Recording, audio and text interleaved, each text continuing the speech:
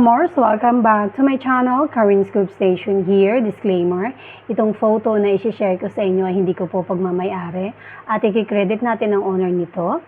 Without further ado, let's start. Kumusta po ang October nyo?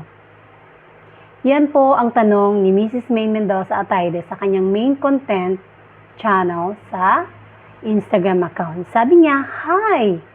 Kumusta? How's your October so far?"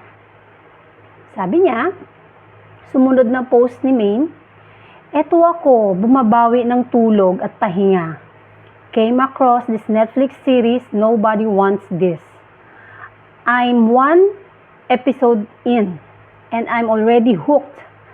Highly reco kahit first episode pa lang ako.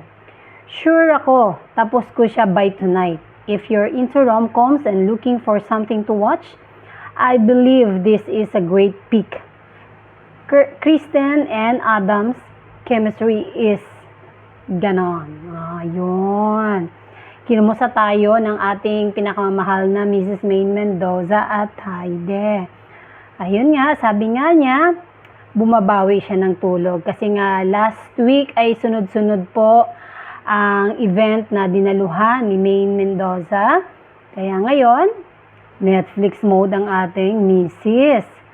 And then, kahapon ay nag-birthday si Ma Salvador at binati ito ni May Mendoza sa pamamagitan ng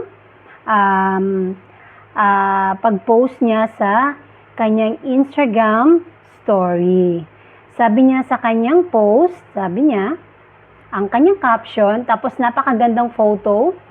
Ito yung photo, ito yung ganap ng bachelorette niya. Siyempre, andyan si Maha, ayan, laklakan. Ayan, sabi niya, "To the life of any party today, we celebrate you. Thank you for being your wonderful self. Happy birthday, says at Maha, I love you. Cheers to you."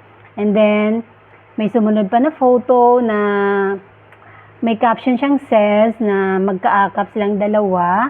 And then, yung tatlong magkaibigan din na si MJ Lastimosa.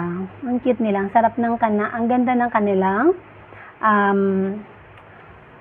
relationship as mag-says. Tapos, may shinare din na photo na para dinner, no? So, dinner. Kumain sila sa restaurant nila, Maha. Yung top. Tama ba ako? Baka mali ang pronunciation ko. Top. Basta ganyan. Of course, kasama ang kanyang husband na si Arjo Atayde na napaka-pogi na parang twinning pa sila dito ng kanilang suot parehong stripe. And of course, ayan, kasama si Pinay Paul or si Shara Soto, si Chami, at meron dito isang girl, hindi ko po kilala. Ayan, ang saya lang nila. At yun lang po ang mai-share ko ngayon sa inyo, mga Mars, sa update tungkol sa ating Armaine, ang ating love na Armaine.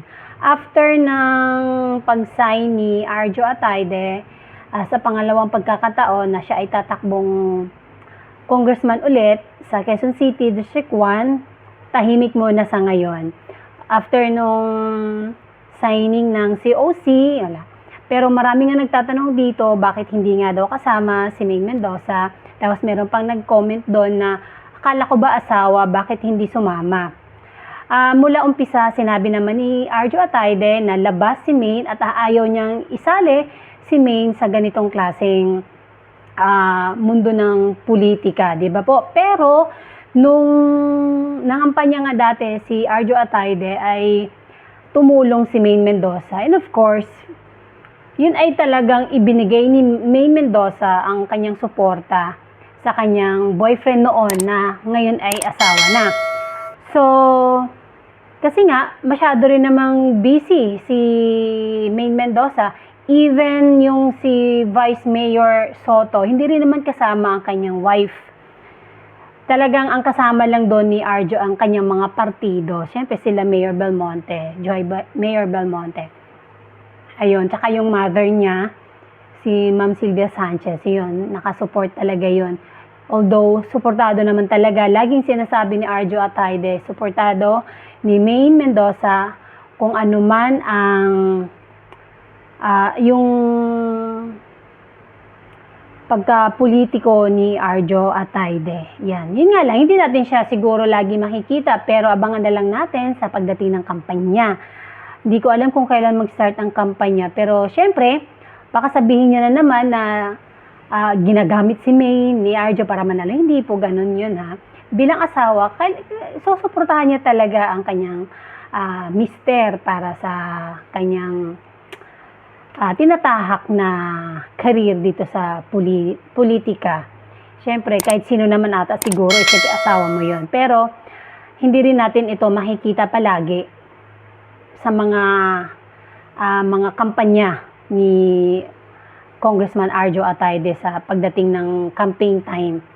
Kaya, pero, swerte pag nakita o pag sumali si Maine Mendoza at Ataide sa pangangampanya, napakaswerte ng mga tiga District 1.